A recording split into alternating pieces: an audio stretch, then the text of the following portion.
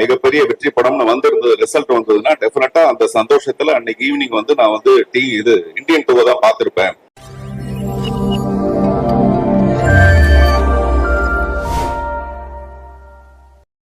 மெய்யாலுமே சொல்றேன்,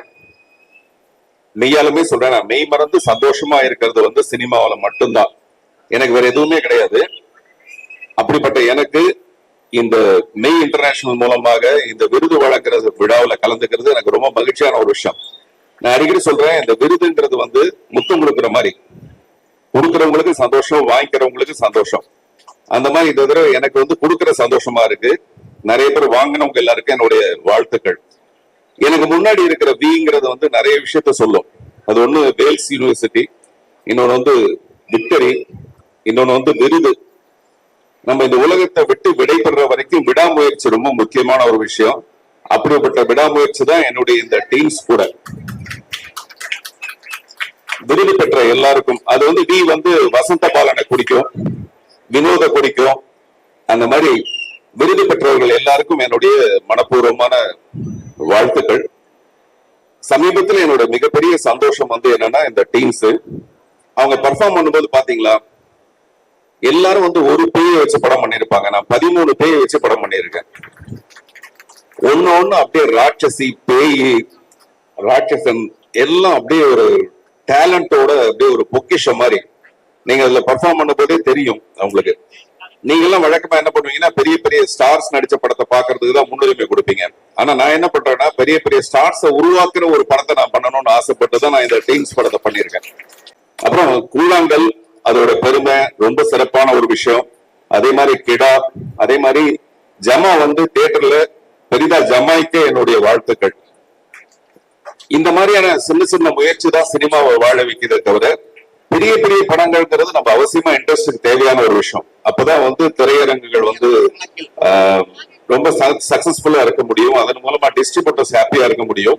பட் சினிமாவை வாழ வைக்கிறது கூழாங்கல் மாதிரி, ஜமா மாதிரி, போனா போத டீம்ஸ் மாதிரி சின்ன சின்ன படங்கள் தான். சோ யாராவது தப்பி தவறி போய் இந்த டீம்ஸ் படத்தை பார்த்திருக்கீங்களா? அவங்க கிட்ட மைக்க கொடுங்க. செகண்ட் ஹாஃப் பார்த்து முடிச்சேன். இந்த படம் கண்டிப்பா இன்டர்நேஷனல் ஸ்டாண்டர்ட்ஸ்ல எடுத்துக்க வேண்டிய படமே அப்படின்ற ஒரு ஃபீல் எனக்கு ரொம்ப அதிகமா இருந்தது. லைக் இந்த படத்துக்கு ஒரு பெரிய ப்ரொடக்ஷன் இருந்திருக்கலாம் அப்படின்ற ஒரு ஃபீலிங் அதிகமா இருந்துன்னு வச்சுக்கோங்களேன். எனக்கு அவ்வளவு ரொம்ப பிடிச்சிருந்து நீங்க செகண்ட் ஹாஃப்ல சொன்ன கருத்துக்கள். இது எதுவுமே நான் இங்க சொல்லி ஸ்பாயிலர் ஆக விரும்பல. அவங்க எல்லாரும் தியேட்டர்ல போய் என்ஜாய் பண்ணிட்டு இந்த படத்தை. பட் செகண்ட் ஹாஃப் பார்த்த எனக்கு அப்படி ஒரு மெய் சிலிர்த்து போயிட்டு அவங்களோட ஐடியாவை பார்த்து, இப்படியும் பார்த்துக்கணும் சார் யோசிப்பாரா அப்படின்றது அந்த இடத்துல தான் எனக்கு ரொம்ப பிடிச்சது. ரொம்ப சந்தோஷம் சார் இந்த மாதிரி ஒரு படம் கொடுத்ததுக்கு.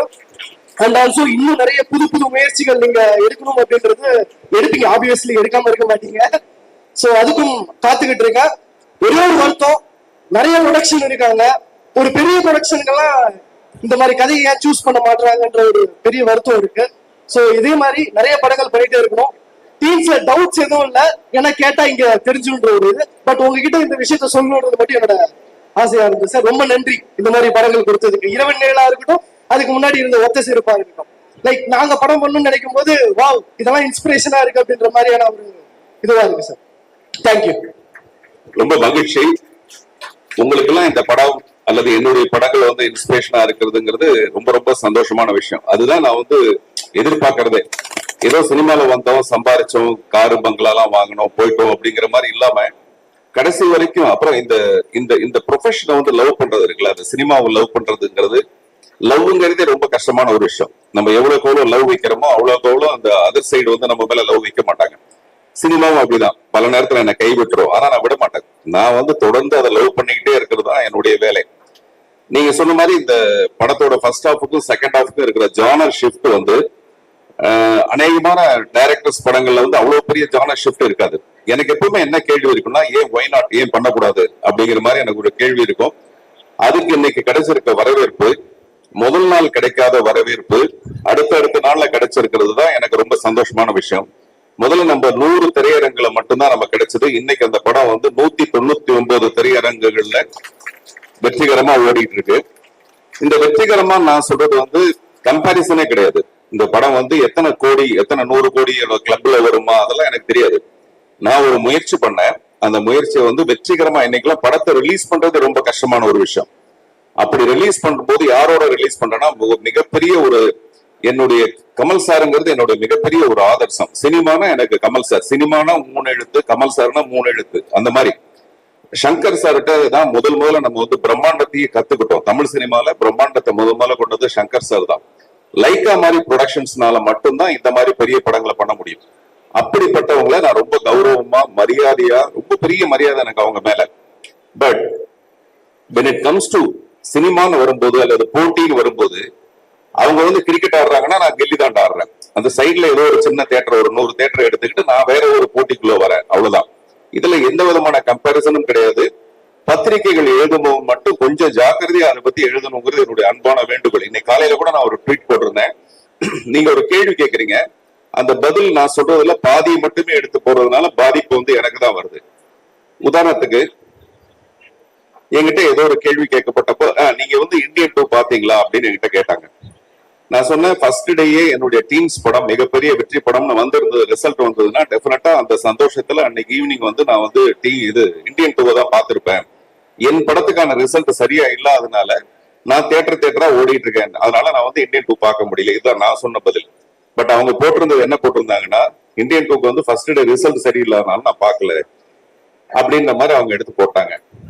போட்டா அதுக்கு கீழே வந்து இந்த ட்விட்டர்லாம் வந்து பாத்தீங்கன்னா அவங்களுக்கு முகமே இருக்காது. சில மனிதர்கள் கெட்ட வார்த்தை, இவ்வளவு கெட்ட வார்த்தை இருக்குன்னா நமக்கு தெரியாது, அவ்வளவு கெட்ட வார்த்தைகள் நமக்கு திட்டுவாங்க. இதெல்லாம் நம்ம கடந்துட்டோம் போல இருக்குன்னு நினைச்சா நிச்சயமா ராத்திரி ஆல்ரெடி எனக்கு தூக்கம் கிடையாது படத்தை ரிலீஸ் பண்ணிட்டு. இந்த மாதிரி உறுத்தல்கள் வந்து நமக்கு இருக்கும். நம்ம எப்படா போய் கமல் சாரை போய் தப்பா சொல்லுவோம், இல்ல அந்த படத்தை பத்தி எப்ப தப்பா சொல்லுவோம்.